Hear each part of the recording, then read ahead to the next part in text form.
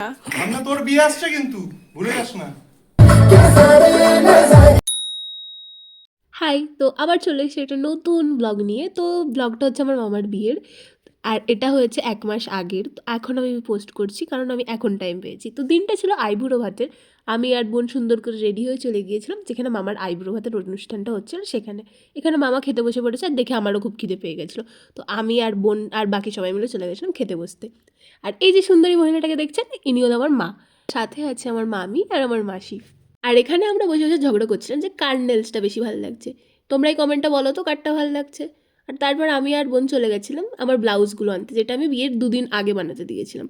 আমার কপাল ভালো যে ওরা আমাকে বানিয়ে দিয়েছে। সন্ধ্যাবেলা দেখলাম লাইটগুলো জ্বালিয়ে দিয়েছে, আর এটা দেখে পুরো মনে হচ্ছিল যে হ্যাঁ, এবার তো বাড়িতে বিয়ে লেগেই গেছে। তারপরে দেখলাম আমার দিয়ারা মিলে এখানে যেসব নিয়মকানুনগুলো হয় সেইগুলো করছিল। এখানে কিছুক্ষণ বসে বসে দেখার পর যেই আমি বাড়ি গেলাম, সেই আমার বোন আমার পা ধরে কান্নাকাটি শুরু করে দিয়েছিল যাতে আমি ওকে মেহেন্দি পরিয়ে দিই। তো বেচারা কান্নাকাটি করছিল বলে ওকে আমি মেহেন্দিও পরাতে বসলাম। এখন রাত্রির বাজে 11:30।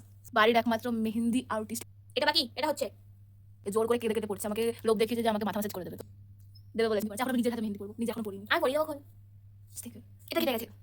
ওই হাতটা দেখা, উল্টো হাত দেখা। তো দেখা যাক ও দেয় কিনা। আপাতত আমি মেহেন্দি পরাই, টাটা।